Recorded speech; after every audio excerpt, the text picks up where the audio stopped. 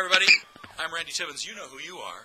Come on in, pull up a chair, sit down, relax, and let's talk Dodgers. This is the best, this is the first, this is the only video podcast by fans, for fans of your Los Angeles Dodgers. And it's crappy microphone and crappy camera day. So thank you very much, everybody who's watching on YouTube. No Periscope today. We're going straight YouTube. Hello to Bob P. down in San Diego who likes to watch us on YouTube.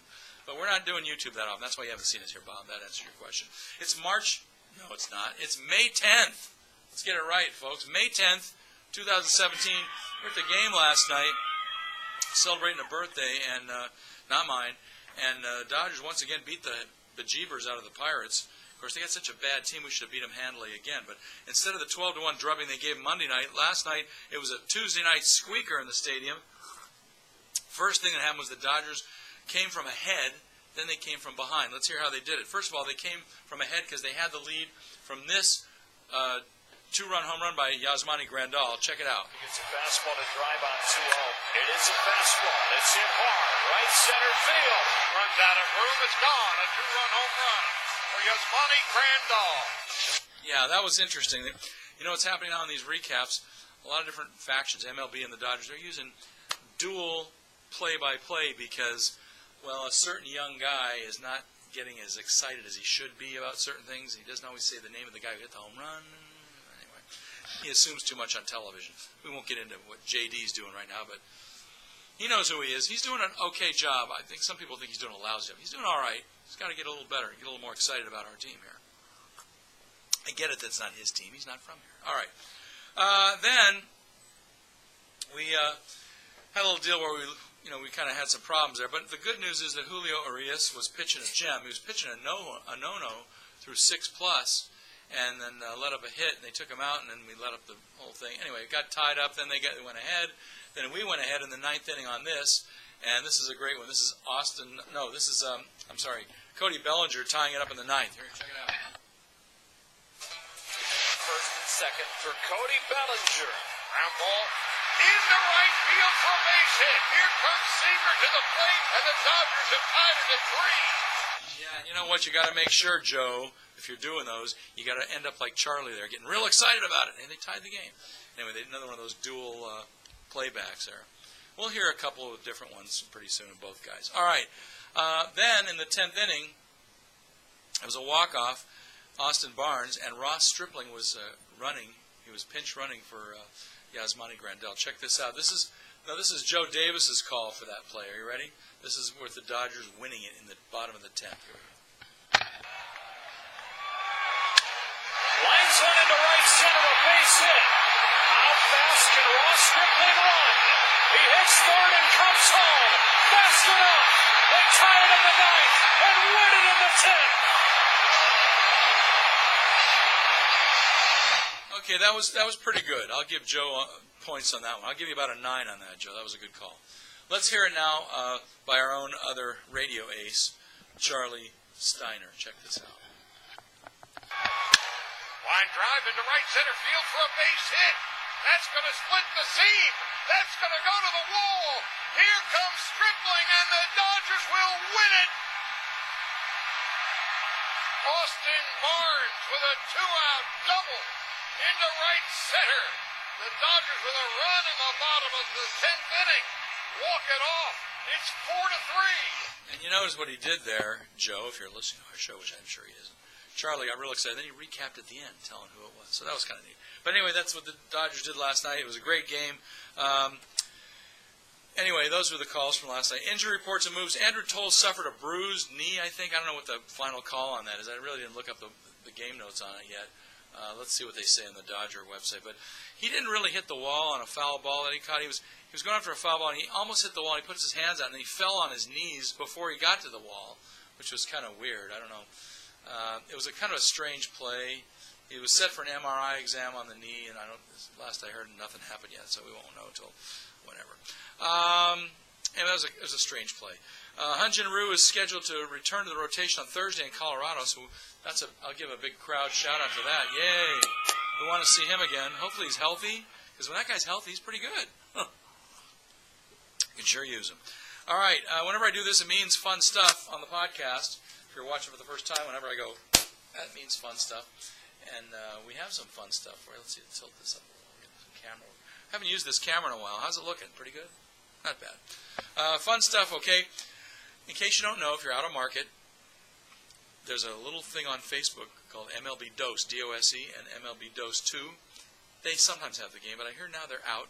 And in their place, we have a thing called, it's called Going Live. Now, there's two Going Lives on Facebook. This is the one that's the blue icon. This is Going Live Dodger Games or something like that. You can find it at facebook.com/goinglive- and I'm going to do this I'll do this once and you can play this back if you don't catch it. Facebook.com/goinglive- 761-2449-7738-7416. That's the exact URL. There are two Going Lives, as I said. This is the one with the blue icon. They show a lot of games in their entirety. Sometimes they cut them up. You see 7 innings. Sometimes you see yesterday's game played in its entirety over again. I don't know. But check it out if you don't get Time Warner Spectrum. It's an easy way to see. Games free. Speaking of free games, those of you who have Game Day Audio or on the At-Bat app or on your PCs, write this down. On Sunday, the 14th of May, the Dodgers will have the freebie game of the day. So check it out on the At-Bat Live app or on MLB.tv or on your PC on Game Day Audio. Those of you who have paid the $20 a year, you can get the full broadcast. I'm not just talking about radio. We're talking about television now. Get the full broadcast live as it's playing on Sunday, the freebie game of the day inside the MLB Media Center, which is on all the apps at that and on the PC. All right. Did you see it? I don't know if you mentioned this. We didn't mention this because we didn't know it was going to happen until yesterday. Yasiel Puig had his first ever interview on MLB Network's Intentional Talk program, in English, by the way, and he did a rather well job. I think he did well. It's a crazy interview, as they always have on that show, but you can enjoy it now on our Facebook page. I put it on there on Let's Talk Dodgers, so check it out. You'll see the full interview. It's about 6 minutes or so. You'll like it. It's fun. It's fun stuff. If you ever haven't seen IT before, I mean, Intentional Talk is a great show. There's only one problem with it. As far as our time zone goes, it's on the MLB Network live at 2 o'clock in the afternoon Pacific time, 5 o'clock Eastern time. So either way, you're in traffic or you're working, you can't watch it. So you can stream it or you can download it and watch it as a podcast in podcast form. And on our Facebook page, I did put the URL where you can find it and download it from the MLB Network. It's a very cool show if you've never seen it. Intentional Talk. They either do half-hour or hour programs. A lot of fun. Chris Rose and Kevin Millar hosted, and they're funny guys. If you like your baseball funny, that's the way to watch it. It's fun stuff. All right, that's what we do. Fun stuff. All right, let's do some shout-outs.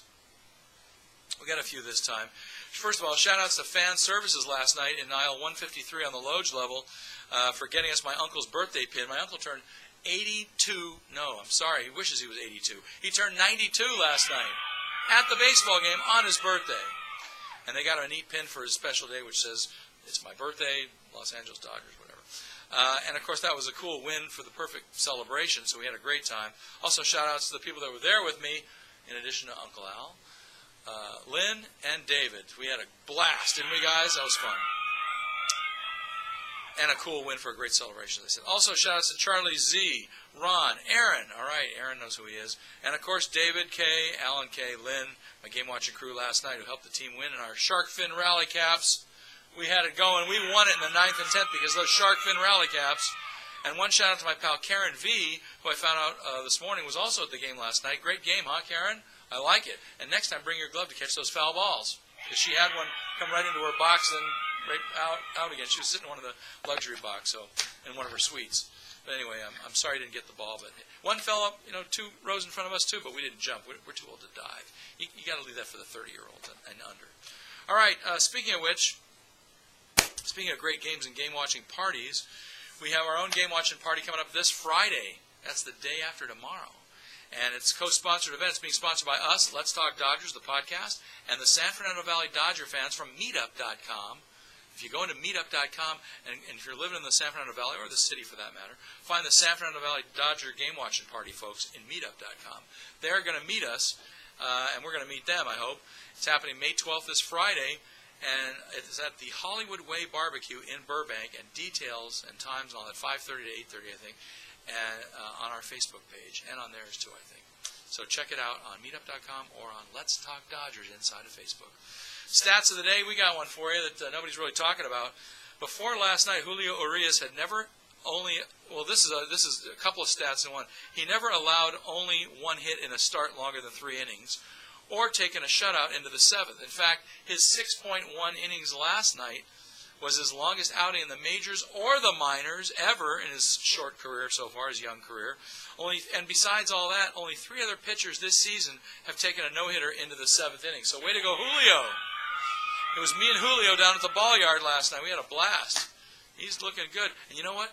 He did that all with one pitch because, like Koufax in Game 7 of the '65 World Series, Julio only had his fastball last night. His curve was not working for him. And so Yasmani Grandal was putting down the fingers, and he said in the papers today he'd put down 2, but he didn't know where it was going to go. He knew what he'd get with 1. He didn't know what he'd get with 2. Anyway, good job, Julio, and it was a pleasure seeing you for my first time. This date in Dodger history, May 10th. We're going with May 10th, 1955. That's 62 years ago. Wow. 62 years ago on this date, Don Newcomb faces the minimum of 27 batters as he pitches a 3-0 complete game shutout of the Cubs. 3-0. Wow. Nuke's bid for perfection is ruined by a 4th-inning single by Gene Baker, who will be thrown out trying to steal second base. That's how he got the minimum. Newcomb won 20 games that season in '55 as he helped the Dodgers to their first and only World's Championship in Brooklyn. Way to go, Don Newcomb, on this date in 1955. Wow. Speaking of dates, I think next week it comes up, the owners' meetings in New York. Don't know what's going to happen there. Maybe a little horse trading. I don't know if it's too early to get any real trades talk going on, but you never know what's going to happen with owners' meetings. I don't know what they're doing there. We'll find out. Maybe I'll report on some of that. June 12th is the amateur draft. July 7th, the last day to sign for amateur draft picks subject to deadline. And July 11th, the All-Star game. Where? In Miami. All right, let's get you out of the ballpark for tonight's finale of the Pirates series. May 10th, it's a 7-10er again. A little chilly out, so take a jacket, take a pullover or a hoodie. Pittsburgh sending their right-hander Chad Cole. He's 1-2 with a 5.54 ERA. And the Dodgers sending their right-hander Kenta Maeda, who's 2-2 with a 5.81 ERA. We got to keep getting that ERA down, Kenta. All right? Okay.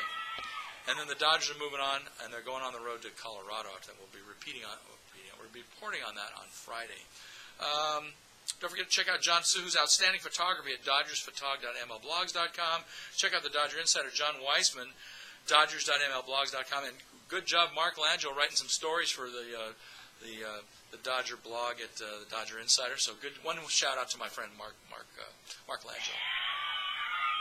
He's a good guy. All right, that's going to do it. I hope to see you.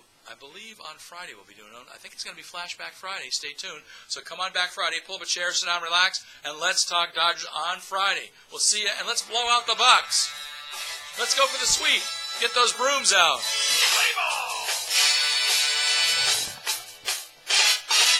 And remember, the greatest baseball organization on this earth is the Dodgers.